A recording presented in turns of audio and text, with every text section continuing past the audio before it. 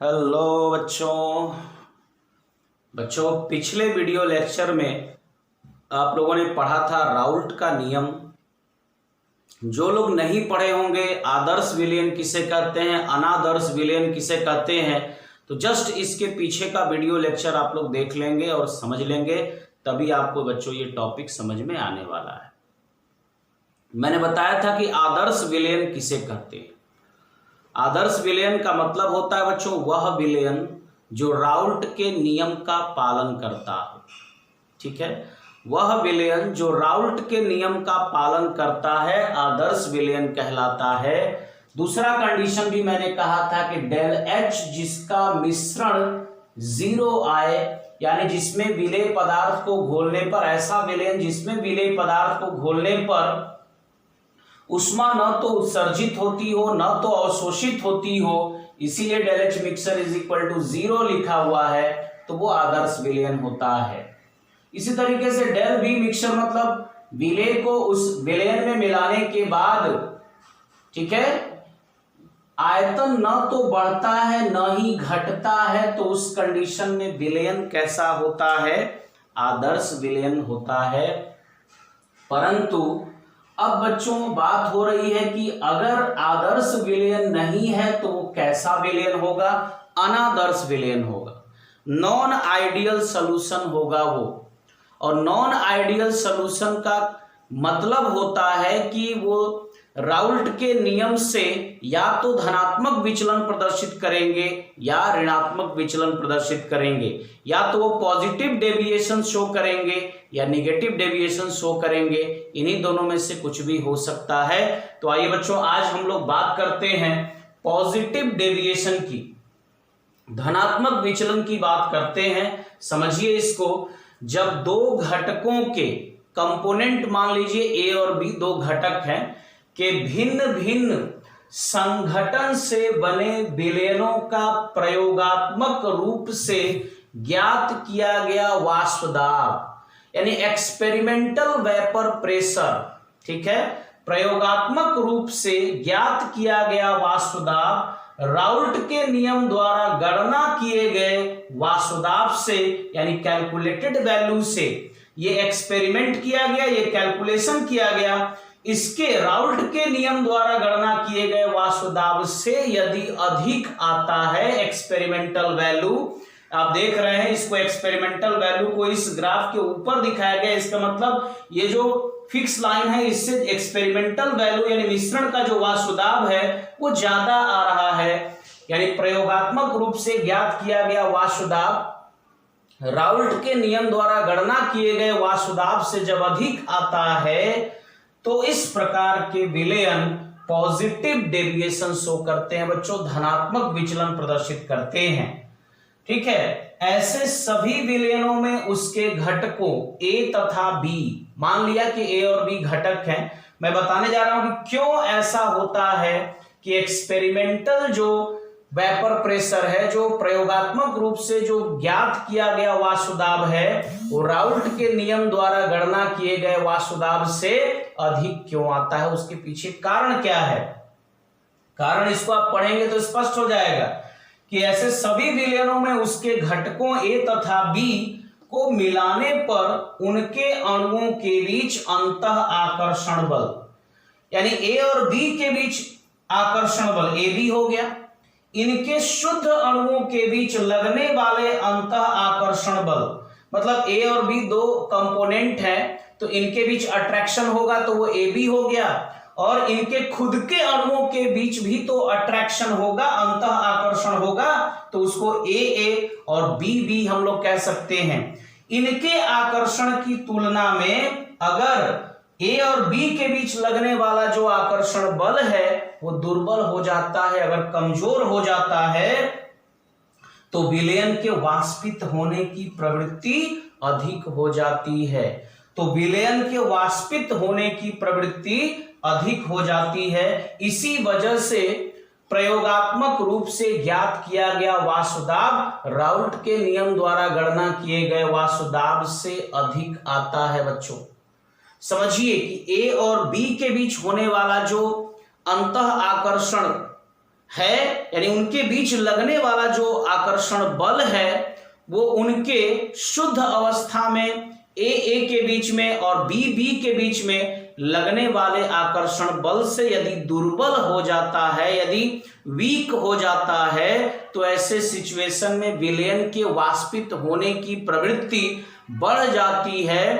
तो इसके फलस्वरूप हम लोग कहते हैं कि experimental vapour pressure is greater than calculated vapour pressure. ठीक है, और गणना किए गए यानी राउल्ट के नियम द्वारा गणना किए गए वाष्पदाब से एक्सपेरिमेंटल वैल्यू जब ज्यादा आती है तो इसी को बच्चों कहा जाता है धनात्मक विचलन। अब देखिए बच्चों, इसमें मैं एग्जांपल्स भी लेकर के आया हूं। एग्जांपल्स में देखिए साइक्लोहेक्सेन एक अध्रुवीय यानी नॉन पोलर यौगिक है। ये जो एथेनॉल अणुओं के, एथेनॉल अणु मतलब C2H5OH, और आपको पता है कि एथेनॉल के अणुओं के बीच, अल्कोहल के अणुओं के बीच आपको पता है कि हाइड्रोजन बॉन्डिंग होती है। एक एथेनॉल अणु दूसरे एथेनॉल अणु के साथ हाइड्रोजन बंध द्वारा जुड़ा होता है। तो ये जो साइक्लोहेक्सेन है जो कि नॉन पोलर है, इस एथेनॉल अणुओं के बीच होने वाले हाइड्रोजन बंध, जिसको अंतः आकर्षण बल या पोलैरिटी बोल सकते हो, ध्रुवणता बोल सकते हो, इसको ये कम कर देता है, कम करता है। इसी वजह से विलयन का वाष्पदाब क्या हो जाता है, बढ़ जाता है। बच्चों इसको याद रखना है। अब नोट में मैं लिखवा दूं कि अब यहां तो नॉन आइडियल सॉल्यूशन है, आइडियल होता तो ये 0 होता, लेकिन नॉन आइडियल सॉल्यूशन है, राउल्ट के नियम से धनात्मक विचलन प्रदर्शित कर रहा है। तो डेल H मिक्सचर पॉजिटिव है, इसका मतलब समझ में आ रहा है आपको। यहां उष्मा शोषी अभिक्रिया होगी, यानी धनात्मक विचलन प्रदर्शित करने का मतलब ये हो गया कि यहां पर उष्मा क्या होगी, अवशोषित होगी। और आयतन पॉजिटिव है, इसका मतलब ये आयतन में क्या होगी, वृद्धि होगी। अगर आदर्श विलयन होता तो न तो उष्मा उत्सर्जित होती, न तो अवशोषित होती, न तो आयतन बढ़ता, न ही आयतन घटता। लेकिन यहां अगर धनात्मक विचलन प्रदर्शित हो रहा है तो ऐसे कंडीशन में आयतन में वृद्धि हो जाएगी और उष्मा का अवशोषण होने लगेगा। तो इस प्रक्रिया को बच्चों हम लोग कहते हैं धनात्मक विचलन। अब देखिए, मैं ऋणात्मक विचलन की बात करूंगा इसके बाद, और मैं थोड़ा सा इसी में केवल परिवर्तन करूंगा। बच्चों आप लोग इसको अपने से लिखोगे सेम उसी तरीके से। यह अब क्या हो गया, निगेटिव डेविएशन। तो इसमें देखिए ये जो एक्सपेरिमेंटल वैल्यू आप देख रहे हैं, ये एक्सपेरिमेंटल वैल्यू अब इससे ज्यादा न होकर के क्या होगी बच्चों, कम होगी। ये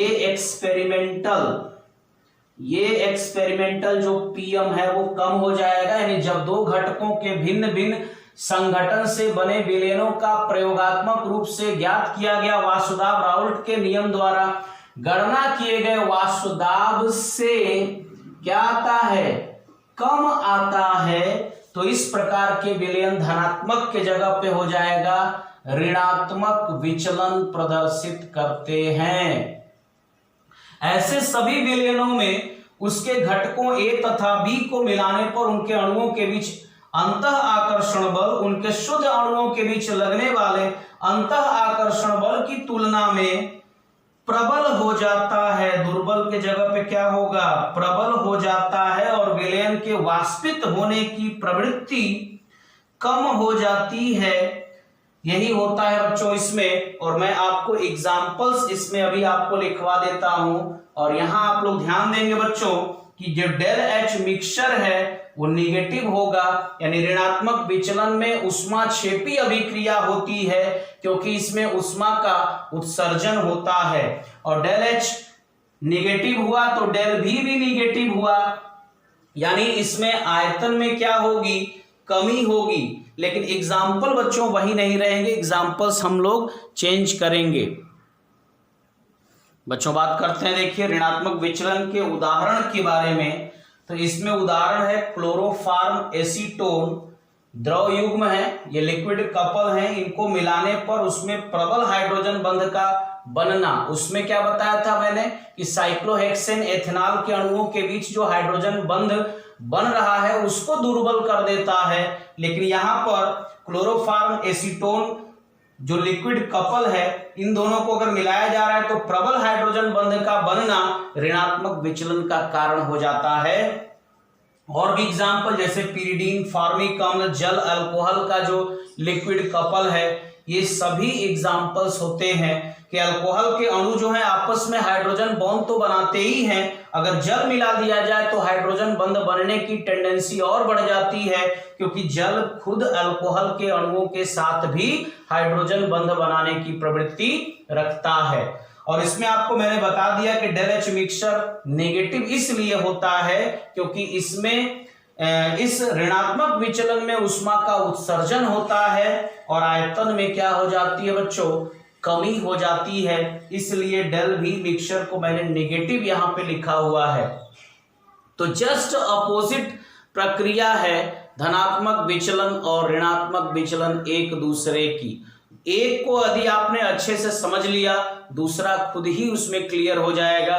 पॉजिटिव डेविएशन में एक्सपेरिमेंटल वैल्यू ज्यादा होती है राउल्ट के नियम द्वारा गणना किए गए वैल्यू से, और निगेटिव डेविएशन में राउल्ट्स लॉ जो होता है उससे गणना किया गया जो वाष्प दाब का मान है वो ज्यादा होता है और एक्सपेरिमेंटल वैल्यू कम हो जाती है।